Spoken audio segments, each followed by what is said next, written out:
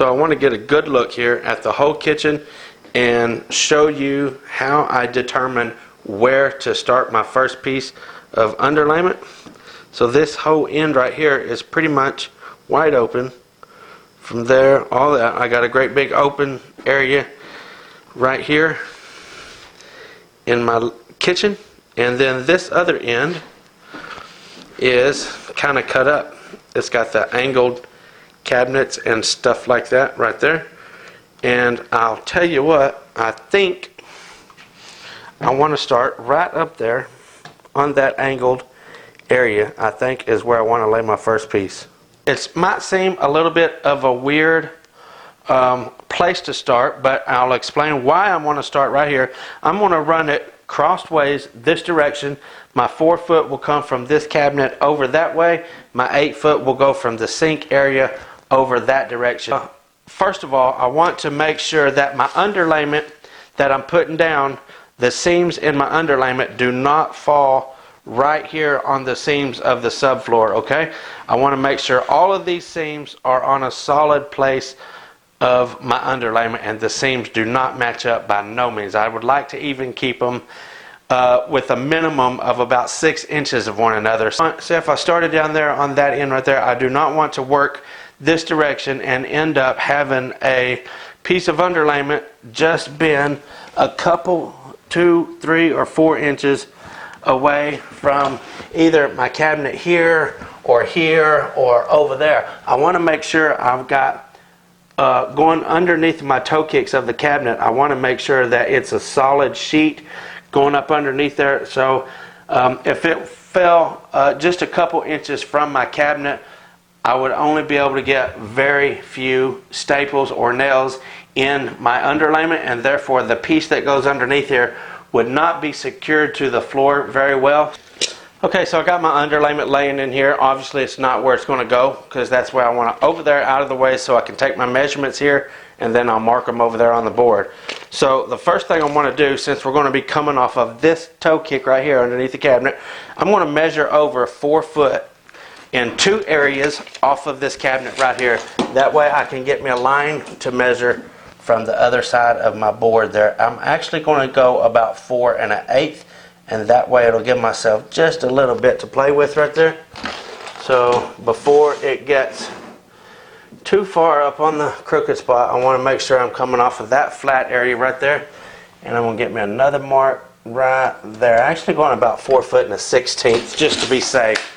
Okay, so now I'm going to put my straight edge on both of those marks, and I'm going to get me a mark right on the edge of this, and right about there. Okay, so I'm going to just put my pencil mark right here. This is going to get me a mark to measure from. I don't really need it no further than just right up there basically. Okay, so now the next thing that I want to do is I'm going to come from this toe kick underneath of that cabinet up to this flat point right here, and that's going to be my rough cut. That's exactly what I'm going to need to cut my board at. So this is 93 inches exactly. So I'm going to cut it a 1/4 inch short, and that's going to give me about 1/8 of an inch play on each end. That way it's not really tight, and if something does run off, say the toe kicks of the cabinet or something runs off, I'm not scuffing them up or marking them up trying to get my underlayment in there because it's too tight. So I always allow myself just a little bit of play. It's not got to be like super precise, okay? This is not cabinet making. This is putting down underlayment, which is going to be covered up, okay? So it's not 100% crucial that you get everything like absolutely tight touching everything, okay? So it actually helps you if you don't. Like I said, I always leave myself just a little bit of room there. It just makes it easier while working with the product. Okay.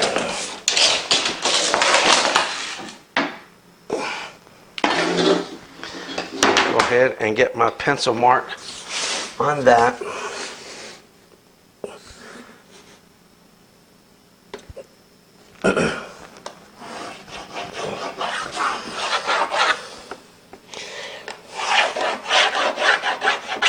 Okay, so now I have that mark on there.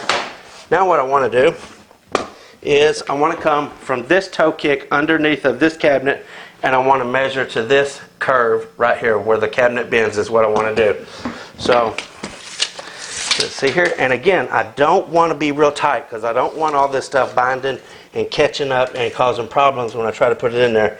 So I'm actually going to go not a quarter on this one, just a little bit though. So maybe an 1/8 inch. I'll go an 1/8 inch short. This is 61 3/4, so I'm going to do about 60 5/8 is what I want to do right here on this one.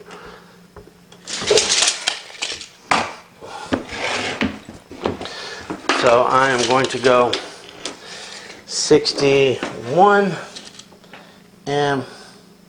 5/8 right there. I'm just going to put me a little spot on the side right there, okay? Now, the purpose of making this measurement right here, this mark on the floor, now I'm going to measure from this mark over to this point right here, and then that is going to give me my measurement there. So again, I'm going to go just a little bit short, and that's touching right there. So I want to do about 15 3/4. That's allowing me about an 1/8. Now this time, instead of coming all the way up here to the edge of my underlayment, I want to measure on my pencil mark that I put right here, because after I cut that off, that's going to be the end of the board. So that's what I want to measure on.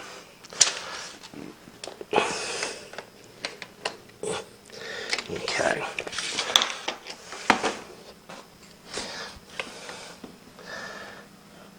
Okay, and I measure over from the edge right there on my mark. Now that I got my mark here and my mark up there, that is going to be my angle right there. I'm just going to put me a line, and that is going to be my cut that I need to make.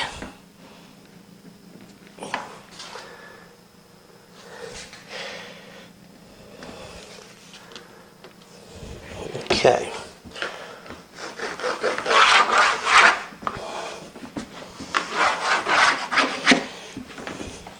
All right, so there it is.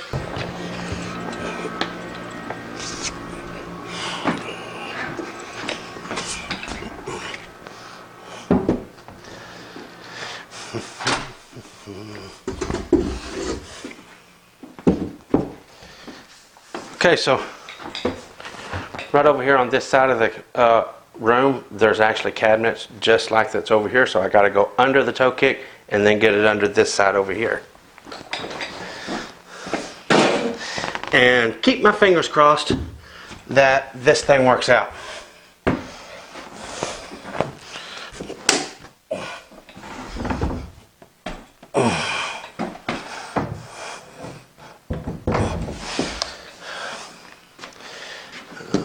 Okay.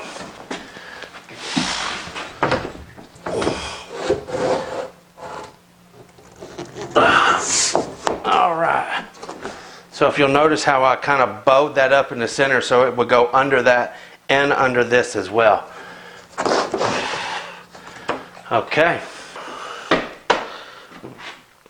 We'll take a look there. Everything worked out just fine. That's my angle right there. There's the straight cabinet, and then these are the cabinets on the other side. You can see it's a little humped up there where it's not put down yet, right there. So now we're ready to staple.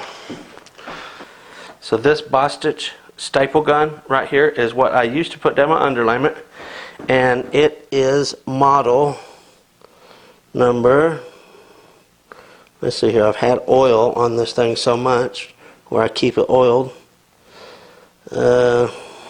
Okay, model number SX1838, and this staple gun right here is really fast going. It'll go just as fast as you can go without missing a beat. I use a 3/4 inch staple, the length, so it's a 7/32 crown and 3/4 inch leg.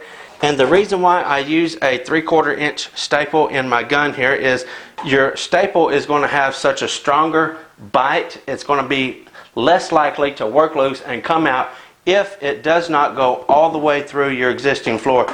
So this is your floor right here, and I shoot a staple in it and the prongs actually go through and stick out. That weakens the bite on the staples. You want your staples to be completely submerged in your subfloor without poking through the bottom side, okay? Okay, so when securing your staples, whenever you're securing your underlayment to the floor, you always, if you can see in the grain of this wood right here, the grain is going this direction like that. So I want to not run my crown in the staples that direction either, okay? I want them to, that way, if it's in there that way, it's not going to get such a good bite. I want to turn my staples and have it going crossways of the grain of the underlayment. It's just going to make it more stronger, a stronger bite. And also, whenever you are stapling, you want your staples to be, look here. You see that? That's going to be about what you want on your seams right there. You don't necessarily want them like right there, okay? I mean, it's okay, but typically you want them about a half or so away from the edge.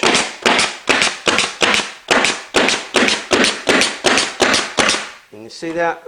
About every inch.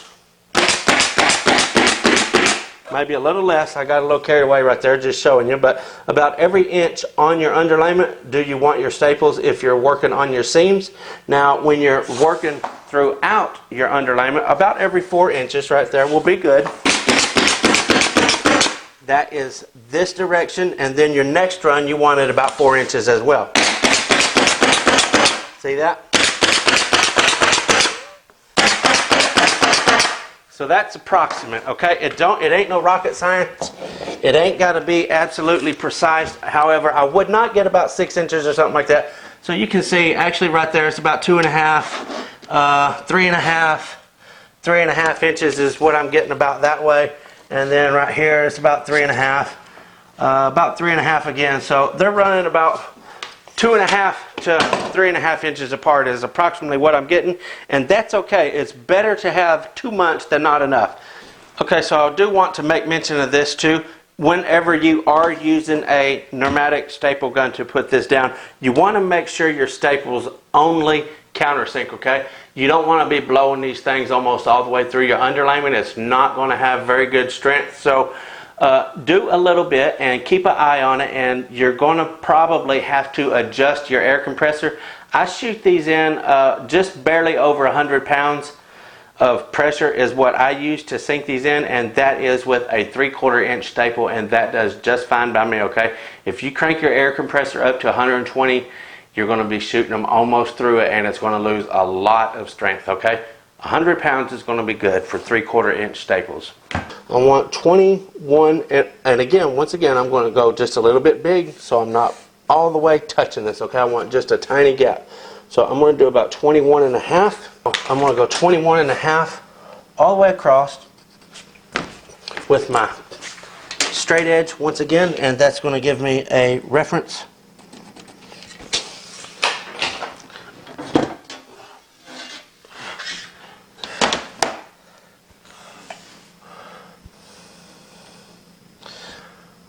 Okay, now this is going to be my cabinet mark.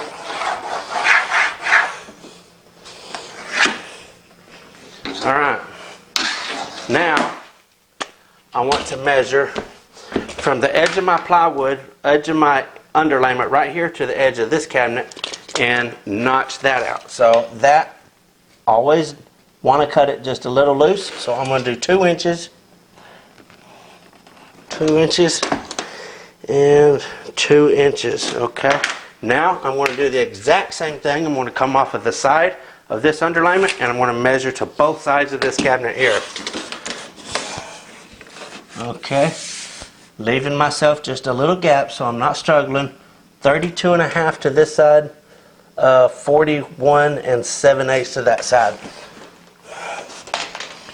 Let's see here, 32.5.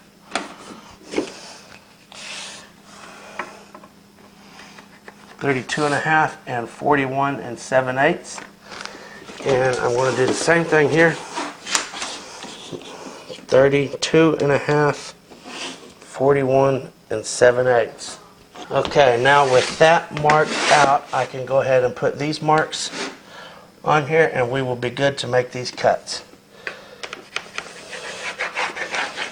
Try to make these nice and dark so you can see them easily and visualize it to see what's going on there.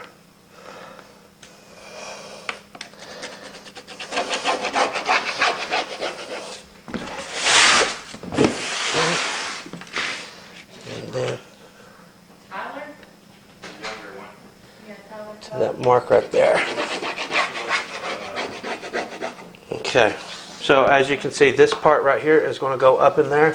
Yeah. This part is going to go up in there. This is what's going to be cut out. This is what's going to be cut out for this, and that will be cut out for that, and it'll slide right up in there.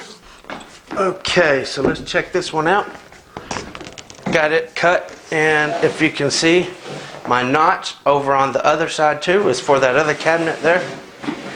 And let's see, there we go. Okay. All right. So there we go. Everything looks really good. This is a very important thing right here I wanted to point out. I always want to keep my end joints separated. I don't ever want two of these end joints together.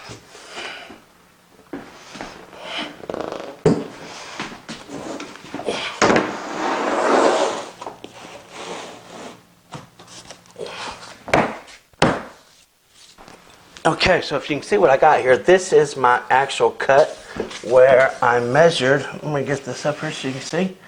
So whenever I measured to my door jamb, this was my cut right here. Now this was the piece that I measured to the back of my door jamb. Now I can take this out of the way, slide that in there, and this should go right back inside there and fit together perfectly. Let's check it out. Okay, so that worked out pretty good. You can see it goes underneath my door jamb and stuff right there. Now let's see if I did good on this. Okay. That looks pretty daggum good. Right back together there. That's exactly what we wanted. Okay, so there's just a few things I wanted to point out here. I'm all done with the underlayment now. And I just wanted to point out, I got a seam right there in the underlayment. My very next one is right there. So if you notice how far of a stagger I have between my seams, you never want to start on one wall and do 8 foot, 8 foot, 8 foot. You always want to stagger your end joints as much as possible. Typically, somewhere around the halfway mark is going to be good. It don't have to be like exactly 48 inches or anything. You can see right there, I just got about 1.5 feet between that seam right there and then that seam right there. That's going to be okay, all right? So just so long as that they're not like within an inch or two, something like that. Typically you want to do a little bit more than that. I probably wouldn't never get no closer than that right there, about 1.5 feet or something like that. But anyway, I hope this underlayment job right here, maybe something was said or something was done to show you how to improve your jobs or how to make better cuts or something like that. So be sure to smash that thumbs up button for me. Do you hand nail? Do you screw it down? Do you use a staple gun such as I did right here? What's your preference for installing underlayment? I'd like to know. Hit me up in the comment section. And until next time, FBSB's out.